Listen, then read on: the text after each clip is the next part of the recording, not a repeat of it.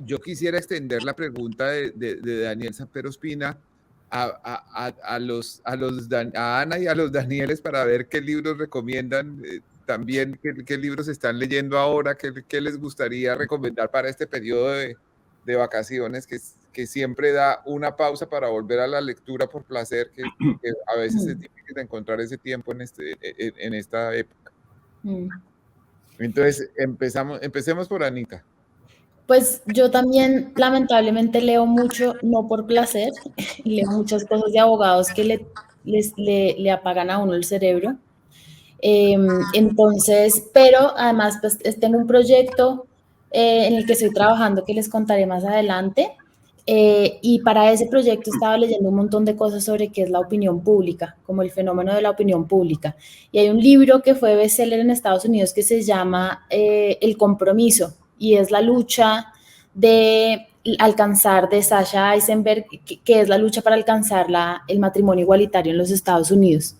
Y es impresionante cómo cuentan un poco cómo se gestó eso en Estados Unidos y cómo cambió la opinión pública para que en 25 años pasaran de una regulación prohibicionista a una regulación igualitaria. Y me he leído un clásico que es el libro que se llama Opinión Pública de Walter Lippmann, que fue un periodista académico que fue una de las primeras personas que conceptualizó sobre eso. Digamos que no he leído nada particularmente divertido. Prometo que en vacaciones voy a ampliar mi parrilla. Daniel Samper Pizarro, tienes que activar el micrófono. La señal está perfecta, pero ahora necesita eso. Gracias. Lippmann fue prácticamente el primer columnista universal. Y las columnas se reproducían en decenas de periódicos de todo el mundo, inclusive en Colombia. Yo recuerdo que aquí lo reproducía, si no estoy mal el tiempo, y Lippmann era el hombre que marcaba como el paso de las ideas y la marcha de los acontecimientos. Era un tipo de una enorme importancia como columnista. Ahora bien, yo estoy leyendo algo que he debido leer hace mucho tiempo, pero no lo había hecho, que es de Faulkner. ¿Se está viendo? Luz de agosto. Sí. ¡Qué maravilla! Estoy atrasadísimo en lecturas. Esto lo había leído a los 20 años, pero no sé, se me pasó.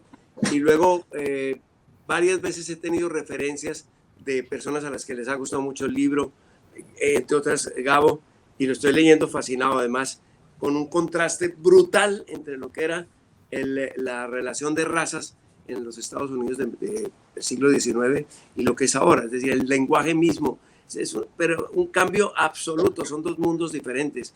Si alguien lee este libro ahorita sin una madurez literaria, puede mandarlo quemar, lamentablemente, pero es muy interesante, no solo como literatura, fantástico, pues un premio Nobel, sino como documento de lo que eran las relaciones en ese momento. Estaba empezando algunos de los estados a liberar a los esclavos, pero los esclavos seguían siendo dominados, aunque no tuvieran encima el eslabón pues, que los ataba a los amos. Muy interesante.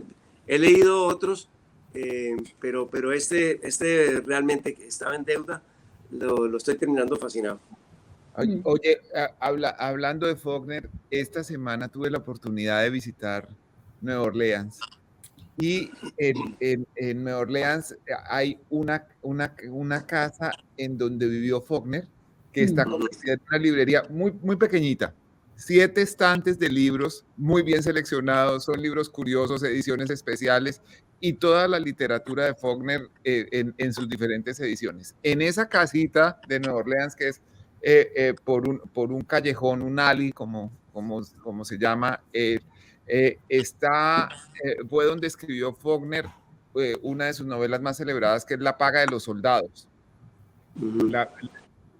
Es muy interesante porque se vive ese espíritu del sur de los Estados Unidos de manera muy intensa en Nueva Orleans y en una entrevista de García Márquez de hace muchísimos años que tuve el privilegio de leer, decía que para él Faulkner era el más caribeño de todos los escritores, que había recogido la esencia del Caribe y que incluso para García Márquez había sido un ejercicio intelectual muy fuerte liberarse de la influencia de Faulkner para no tratar de copiarlo porque le parecía un estilo totalmente admirable. Eso lo recordé visitando esa Perdón, librería. Sí, señor. sobre ese punto, tratar de liberarse de Faulkner, porque yo estaba leyendo justamente en Luz de Agosto, en uno de los primeros capítulos, esta frase que me recordó muy obviamente a Gabo, que decía: solo tenía 8 años entonces, fue muchos años después, cuando la memoria supo aquello que él recordaba, muchos años después de aquella noche en la que una hora más tarde se había levantado de la cama y arrodillándose en el rincón sobre los alimentos sucios los había comido con las manos. Suena mucho al comienzo de Cien años de soledad. Falta el y el hielo. Pero, sí. Y también, pero esa frase inicial de Cien años de soledad la usa de manera parecida Pedro de Páramo, está en Pedro Páramo de manera parecida. Juan Rulfo la utiliza también. Y Gabo dice que él le rinde un homenaje a Juan Rulfo, pero no va a decir cuál es. Y uno lo descubre cuando lee Pedro Páramo. Ok, qué maravilla. Don Daniel, usted es el autor de la idea de preguntar por los libros, recomiéndenos el suyo. Estaba revisando libros que me leí este año que están rarísimos. Me dio por una cosa como de difusión científica, con unos libros muy buenos. Este que es muy bueno, no sé si ustedes lo conocen, de un neurocirujano inglés muy famoso que se llama Henry Marsh, y hace como unas memorias impresionantes sobre su oficio operando cerebros, pero está muy bien escrito, me pareció buenísimo. Este otro también de difusión científica me encantó, de Juan José Millás y el paleontólogo Juan Luis Arzuaga. Es un formato rarísimo, como un género nuevo que se inventaron ahí de tomadura de pelo, en el que siempre están juntos mirando cosas y escribe Millás, pero es realmente muy interesante sobre la muerte, es este libro, pero maravilloso. De novela, había llegado un poco tarde a esta novela que me encantó de Juan Gabriel Vázquez, la de Volver la vista atrás, sobre la vida de Sergio Cabrera, me pareció buenísima. De poesía, me regalaron este libro que lo recomiendo, es muy difícil de conseguir la obra poética completa de Ángel Marcel, bueno, parcial, no completa, de Ángel Marcel. Me dio también por leer biografías de humoristas. Me leí la de Woody Allen, me pareció muy buena, muy a la manera de Woody Allen, aunque muchas páginas se van en defenderse pues del famosísimo escándalo que protagonizó. Me leí también las memorias de Groucho Marx, me parecieron muy ricas de leer, muy divertidas. Me leí también este que está muy bueno y lo recomiendo, que es un libro sobre Ricardo Calderón, el reportero, maravilloso. Además uno recuerda un montonón de escándalos de Álvaro Uribe, pero pues digamos que a través de las anécdotas de cómo las vivió él. Y bueno, y este es muy bueno, este no lo conocía y es buenísimo, no sé si ustedes se lo leyeron, que se llama La Uruguaya, de Pedro Mairal. Me encantó, era una novelita corta muy famosa y al final la pude conseguir porque no se conseguía, y creo que es una gran novela a pesar de sus 130 paginitas. Así como los que se me vengan a la cabeza que me gustaría recomendar, creo que son esos. Bueno, hablando de novelas cortas, este viernes por la noche tuvimos la grata visita de una amiga que queremos mucho y me trajo este libro que es una novela corta. De la Nobel. Sí, de Annie Ernaux, la Nobel de literatura. Bueno. Se llama El lugar. Maravillosa. Bueno, voy en la página 39 hasta ahora y consideren que lo recibí de noche apenas, pero me parece que es una maravilla porque es la historia de su aplicación para ser profesora de secundaria en Francia. Y es una demostración muy elocuente de que no hay historia mala, de que detrás de un trámite que uno pensaría inicialmente burocrático y rutinario, hay un tejido de historias humanas que vale la pena ser narrado. Muy, muy buena. También estoy leyendo Como polvo en el viento. Muy buena, sí. Y este libro, que fue un regalo maravilloso, de Ana Bejarano, Nariño periodista. Gran libro. Yo, siendo niño, tuve la oportunidad de leer una novelita histórica, una novela histórica de varios volúmenes de Enrique Santos Molano, que se llamaban Memorias Fantásticas. Memorias Fantásticas, sí. Y le tengo mucho cariño y respeto al personaje porque pues fue una de las primeras lecturas, digamos, consistentes que tuve en la infancia. Me pareció buenísimo y me vengo a encontrar nuevamente el personaje en este libro maravilloso. Ana, mil gracias por haberme regalado esta maravillosa obra que la aprecio mucho y la estoy leyendo con mucho detenimiento. Es de Carlos Restrepo Canal. Es una de las mejores librerías de libros antiguos en Bogotá, no sé si ustedes la conocen, que se llama Librería Merlí. Sí, buenísima. Es impresionante los tesoros que uno encuentra ahí, impresionante. Sí. Bueno, entonces ya hicimos recomendaciones de libros. Me parece que si alguna de las personas que nos sigue escoge uno de estos, no se va a equivocar. Ustedes han recomendado cosas muy buenas y muy edificantes para unas vacaciones. Vamos a ir con la columna de Daniel Samper Pisano y seguimos hablando.